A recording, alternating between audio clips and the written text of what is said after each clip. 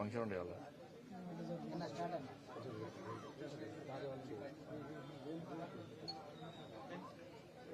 సిరిసిల్లలో నేత కార్మికులకు సంబంధించి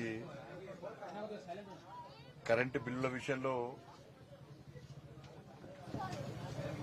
గత పాలకులు గత ప్రభుత్వం మోసం చేసింది, తిరిగి ఈ ప్రభుత్వం కూడా మోసం చేస్తున్నారు. గతంలో బీఆర్ఎస్ పార్టీ ప్రభుత్వం 50% సబ్సిడీ ఇస్తా అని చెప్పి ఇస్తాను మోసం చేసి పీకిన వాళ్ళు. ఇప్పుడు ఈ ప్రభుత్వం ఎన్నికల ముందు చెప్పింది, ఎన్నికల తర్వాత కూడా చెప్పిన నాయకులు, కానీ ఆచరణలో మాత్రం చూపెట్టే ప్రయత్నం చేస్తున్నారు. మోసం చేయడంలో ఇద్దరు ఆరుతెరిపారు, ఆ పార్టీ ఈ పార్టీ. ఇప్పుడు అంతకుముందు 10 సంవత్సరాలుంటే మేము 50% సబ్సిడీ ఇస్తున్నారు. దాని తర్వాత ఏం చేశారు, వాళ్ళ పార్టీ వాళ్ళు పోయి మళ్ళీ కోర్టు పంపిస్తారు. ఇక కేసీఆర్ గవర్నమెంట్ సేమ్ అదే కదా, నోటిఫికేషన్ ఇచ్చుడు వాళ్ళ కోర్టు పంపుడు, ఏదైనా స్కీమ్ అనౌన్స్ చేసుడు వాళ్ళ కోర్టు పంపుడు, మళ్ళీ దాన్ని వేరే పార్టీ మీద నెట్టుడు. ఇప్పుడు గతంలో బీఆర్ఎస్ పార్టీ అదే కోర్టు పోయి ఏదో ఆర్డర్ ఉంది, కోర్టు ఆర్డర్ పై చెప్పి టైం పాస్ చేసింది. మిగతా వాటికి కోర్టు ఆర్డర్లు పనిచేయి, కోర్టు పట్టించుకోరు, కానీ వీటి మాత్రం పట్టించుకుంటారు. ఇస్తాను మోసం చేసేది ఈ ప్రభుత్వం వచ్చింది, వీళ్ళు అదే అయిపోయారు. మేమన్నా సూచన సలహాలు ఇస్తే మళ్ళా ఎదురుదాడి చేసుడు తప్ప సమస్యకు పరిష్కారం చేయాలని చెప్పి ఆలోచన లేదు. వాళ్ళ లక్షల బిల్లు తడిచి మోపడైనవి, వాళ్ళ ఆస్తులు అమ్ముకున్నా కూడా ఆ బిల్లు కట్టలేని పరిస్థితి. ఇప్పటికే పనులు లేక ఇబ్బంది పడుతున్నారు వాళ్ళు, అప్పుల పాలే ఆత్మహత్యలు చేసుకుంటున్నారు.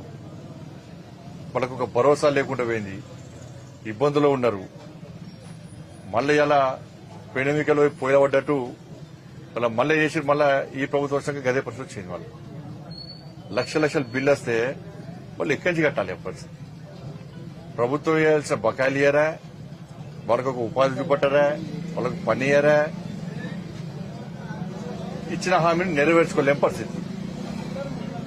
కాబట్టి చాలా సీరియస్ ఇష్యూ, దీన్ని పాలకులు పట్టించుకోవాలి. మీరు ఎన్నికల ముందు హామీ ఇచ్చారు, ఎన్నికల తర్వాత హామీ ఇచ్చారు, వాళ్ళను ఆదుకోవాల్సిన బాధ్యత ఉంది, వాళ్ళ బిల్లులను మాఫీ చేయాల్సిన బాధ్యత ఇవాళ పాలకుల మీద ఉంది. దీనికి మళ్ళా తిట్టి విమర్శలు చేసే ప్రయత్నం చేయకండి. సమస్యకు పరిష్కారం కావాలి, పరిష్కారం చూపెట్టాల్సిన బాధ్యత ఉంది. ఇప్పటికే నేత కార్మికులందరూ కూడా అసలు మొత్తం వాళ్ళ బతుకులే ఆగమైపోయినాయి. ఇప్పటికీ ఈ విషయంలో అవసరం వస్తే రాష్ట్ర ముఖ్యమంత్రి గారు కూడా లేఖ రాస్తున్నాయి. ఇప్పుడు నేత కార్మికులకు మీ ప్రభుత్వం కూడా హామీ ఇచ్చింది, ఉపాధి కల్పిస్తామని చెప్పి, అది ఎప్పుడు ఎలక్షన్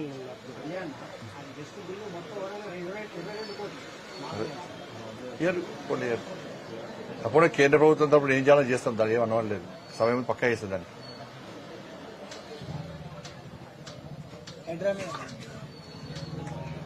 హైడ్రా ఇప్పుడు ఒకటి భారతీయ జనతా పార్టీ పాలసీ ఒకటే,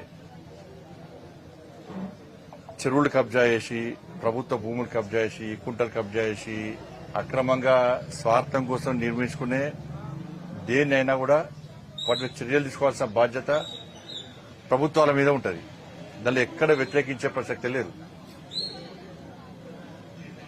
కానీ ఇప్పుడు కాంగ్రెస్ పార్టీ పరిస్థితి ఏంటంటే ఒక్క ఇన్కన్వెన్షన్ కూల్చేసి సినిమా ఏంటంటే సినిమా న్యూస్లు చూపెట్టారు, సినిమా చూపెడతలేదు. ఇక అంతే సినిమా గంతే, మళ్ళీ ఉండదు. ఇక ఇప్పుడు మీ పాలసీ ఏంది, అసలు మీ పాలసీ ఏంది? దాని మీద వ్యతిరేకిస్తలేము, కానీ పెద్ద పెద్దోళ్ళకు కూల్చి ఏదో ఒకటి రెండు కూల్చి చిన్నోళ్ళను కూడా ఇబ్బంది పెడతా అంటే ఇది ఏ విధంగా సమంజసం? ఒకసారి ఆలోచించాల్సిన అవసరం ఉంది. ఇప్పుడు దీన్ని కూల్చడానికి వ్యతిరేకం కాదు, కానీ అక్కడ పేద ప్రజలు ఆదుకోవాల్సిన బాధ్యత మీ మీద ఉంది. పెద్దోడు ఎక్కడో సంపాదించుకుంటూ అక్రమంగా సంపాదించి తీసుకొచ్చాడో పెట్టి కబ్జా చేశారు. ఇప్పుడు చిన్నోళ్ళ పరిస్థితి ఏంటంటే డాక్యుమెంట్స్ చూసారు, ఉన్నాయి. మున్సిపల్ గ్రామ పంచాయతీ పర్మిషన్ చూసారు, ఉన్నది. ట్యాప్ కనెక్షన్ ఉందా? ఉంది. కరెంట్ కనెక్షన్ ఉందా? ఉంది. ఇంటి పన్ను వస్తుందా? వస్తుంది. బ్యాంకులు లోన్ ఇస్తారా? ఇచ్చారు. ఇంతకంటే ఏం చూడాలి? పేపర్ నోటిఫికేషన్ కూడా ఇచ్చారు కొన్ని ప్రాంతాలలో. ఇప్పుడు ఇప్పుడు ఆ చిన్న చిన్న పరిస్థితి ఏంది, వాళ్ళ విషయం ఆలోచించాలి. మీరు పెద్దోళ్ళని కొట్టి చిన్నోళ్ళకి పెట్టుర్రి, కానీ పెద్దోని చిన్నోని పెద్దోళ్ళను పేదోళ్ళను ఒకే రకంగా చూస్తే ప్రజలు ఆలోచించారు. కట్టుకోవడం తప్పే, 100% తప్పే. కానీ తెలిసి కట్టుకున్నారా, తెలియక కట్టుకున్నారా? ఏమైంది జన్వాడ, ఏమైంది జన్వాడ ఫామ్ హౌస్ సంగతి ఏందో ముఖ్యమంత్రి గారు చెప్పాలి. నిన్నే జైలుకి పంపే, నువ్వు ఆర్టీఏ కింద మొత్తం తీసుకుంటేవి, అక్రమ కట్టడం వంటివి, ఎఫ్టీఏలో ఉన్నదంటివి, అన్ని అంటివి. మరి ఏమే ఇప్పటికి? ఇప్పుడు ఆధారం దానికి ఎవరు ఆరోపణ చేసింది ఇవ్వలేదు. సాక్షాత్ రాష్ట్ర ముఖ్యమంత్రి గారు జన్వాడ ఫామ్ హౌస్ మీద ఆరోపణ చేసిండు. దాని మీద జైలుకి పోయింది పాపం. మరి జైలుకు పంపిన వ్యక్తి మీద కూడా గింత పౌరుషం రేవంత్ అని ఏమైందే? కట్టేస్తూ ఏంది రేవంత్ అని ఎవరన్నా? ఆ విషయం ఏమైంది మరి?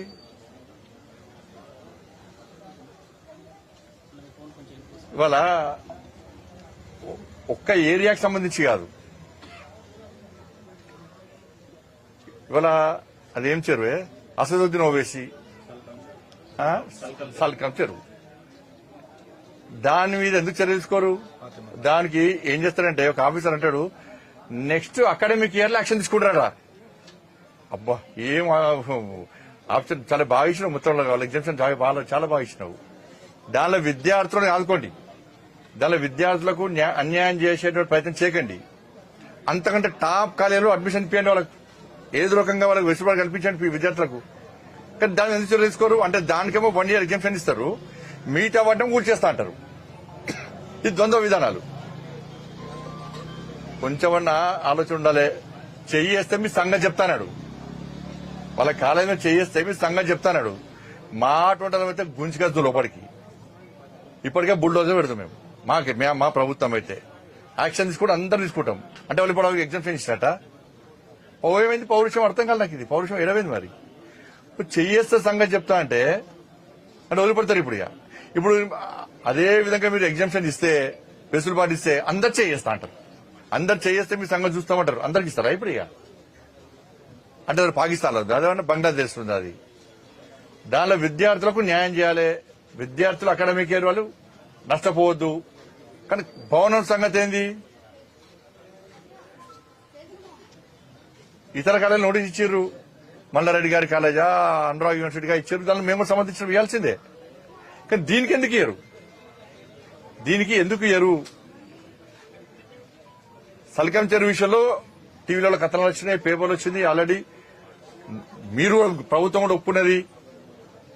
అంటే మిగతా కళాశాల చదివే విద్యార్థులు కాదు, వాళ్ళు మొత్తం నాశనం. కానీ దీనిలో చదువుకునే విద్యార్థులు మాత్రం మంచిగా ఉండాలి, వాళ్ళందరూ మంచిగా ఉండాలి. దీనిలో నష్టం కావాలని కోరుకుంటలేను నేను. భవనాల విషయంలో మాట్లాడుతున్నా. చెయ్యేస్తే మీ సంగతి చూస్తా అంటే ప్రభుత్వం వెనుకడుగు వేసింది అంటే ఈ ఇంతకంటే పిరికి ప్రభుత్వం, దమ్ము లేని ధైర్యం లేని ప్రభుత్వం దేశంలో ఎక్కలేదు. రేపటి అందరు చేయిస్తా చూస్తా అంటారు. ఇప్పుడు ఏంటంటే ఈ హైడ్రా పేరుతోని 6 గ్యారెంటీలు మర్చిపోయారు కదా. ఇది సేమ్ కేసీఆర్ దగ్గర శిక్షణ పొందిన పార్టీ ఇది. నాయకులు కూడా ఎప్పుడు ప్రజల నుంచి ఒక డిమాండ్, ఇప్పుడు రుణమాఫీ డిమాండ్ వస్తున్నది. ఏం చేస్తారు? మళ్ళీ హైడ్రా అన్నారు. ఇప్పుడు నెక్స్ట్ మళ్ళీ యువకులు రోడ్డు మీద ఆందోళన ఇస్తారు అనుకో, మళ్ళీ హైడ్రా లాంటిది ఇంకోటి తీసుకొస్తారు. చూడరు మీరు. ఇప్పుడు రుణమాఫీ ఏమైంది? ఇవాళ ఏమంటారు అంటే రుణమాఫీ విషయంలో సర్వే చేస్తారట. ఏం సర్వే చేస్తారంటే ఎంతమందికి లబ్ధి చేకూరిందో సర్వే చేస్తారట. ఇది ఉందా అన్న? అంటే రైతులు కట్టిన పైసలు వాల్మీకి బ్యాంకులకు పోయినాయి ఏమన్నా? కర్ణాటక వాల్మీకి బ్యాంకులకు పోయినాయి రైతులు కట్టిన పైసలు. 64 లక్షల మంది రైతులు రుణాలు తీసుకున్నట్టు బ్యాంకు దగ్గర లెక్కలున్నాయి. 47,000 కోట్ల రూపాయలు మీరు విడుదల చేస్తామన్నారు. ఆగస్టు 15 ఆగస్టు రోజు మీరు 31,000 విడుదల చేస్తున్నారు. అది వీకింది. 47 లక్షల మంది 2 లక్షల లోపు రుణాలు తీసుకున్న వాళ్ళు ఉన్నారు. మీరు ఎంతమందికి రుణాలు మాఫీ చేసారో బ్యాంకులు వస్తే బ్యాంకుల దగ్గర లెక్క ఉంటది కదా. దీనికి సర్వే ఎందుకు? మన టైం పాస్. సర్వే చేస్తే మీకు ఏమొస్తుంది? అంటే మీ వాళ్ళందరూ జబ్బకు సంచేసుకునే కలెక్షన్ చేశారు ఏందేమన్నా?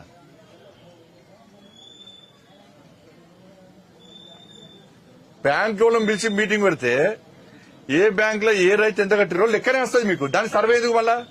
Time pass. రుణమాఫీ అనేది బోకస్. రుణమాఫీ అనేది అసలు భరోసా, రైతు భరోసా పైసలు ఏమైనాయి? బోనస్ ఏమైంది? రైతు కూలీల పైసలు ఏమైనాయి? ఇన్ని సంవత్సరాలు నష్టపోయిన రైతుల యొక్క నష్టపరిహారం ఏమైంది? దాని మీద ఫస్ట్ మాట్లాడండి మీరు. ఫస్ట్ దాన్ని పక్క పెట్టి ఇవాళ నోటిఫికేషన్ లేదు, మహిళలకు ఇస్తానటువంటి హామీలు నెరవేర్చలేదు, ఉద్యోగుల డిమాండ్లను పక్క పెట్టారు. సేమ్ అదే పాత ప్రభుత్వం ఏం చేసింది? ఉద్యోగ సంఘాలను గెలిచింది. ఇప్పుడు ఈ ప్రభుత్వం ఉద్యోగ సంఘాలను గెలుస్తున్నది. అన్ని సంఘాలను గెలుస్తారు. మళ్ళీ సేమ్ శిక్షణ పొందినటువంటి కరడు కట్టిన కట్టర్ టీఆర్ఎస్ శిక్షణ పొందిన శిక్షణ వీళ్ళు. 10 సంవత్సరాల నుంచి రేషన్ కార్డులు లేవు. ఇప్పుడు రుణమాఫీలో రేషన్ కార్డును లింక్ అవుతుంది. ఇప్పుడు చెప్తే అది చెప్తే కానీ వాళ్ళు చేసిన అదే చేస్తారు. విలీన గ్రామాల పరిస్థితి ఏందన్నా? మీ ప్రభుత్వం కూడా ఇప్పుడు బాండ్ పేపర్ ఇట్లా రాసిచ్చింది. ఏ ప్రభుత్వం ఎవరు రాశారు?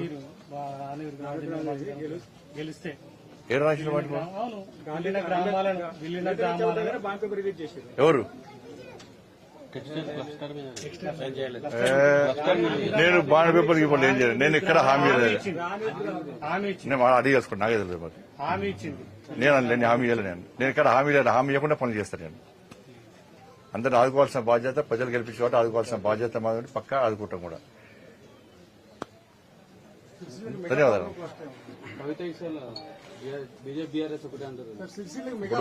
ఇప్పుడు ఇలా సుప్రీంకోర్టు వ్యాఖ్యలు చేసింది. కోర్టు విషయంలో మాట్లాడే ముందు జాగ్రత్తగా మాట్లాడాల్సిన అవసరం ఉంది.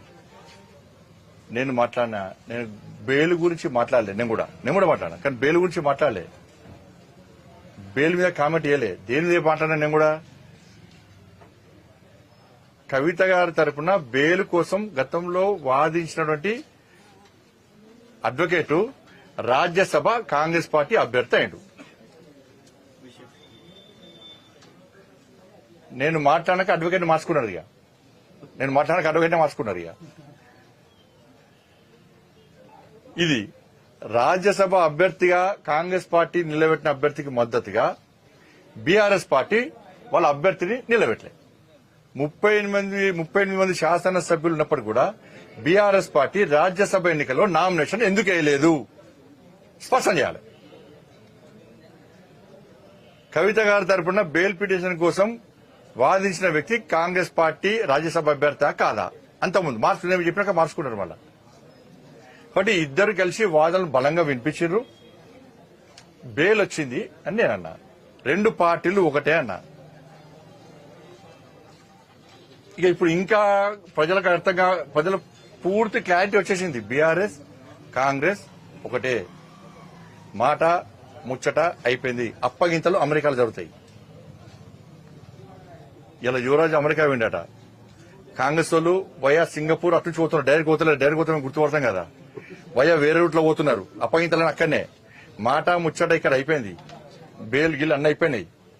వాదనలు ప్రతివాదనలు అన్నీ అయిపోయినాయి. ఇప్పుడు అప్పగింతలంతా అమెరికాల. ఇక వాళ్ళు వీళ్ళు వెళ్ళగలుగుతారా, వీళ్ళు వాళ్ళు వెళ్ళగలుగుతారా? వేచి చూద్దాం. ధన్యవాదాలు.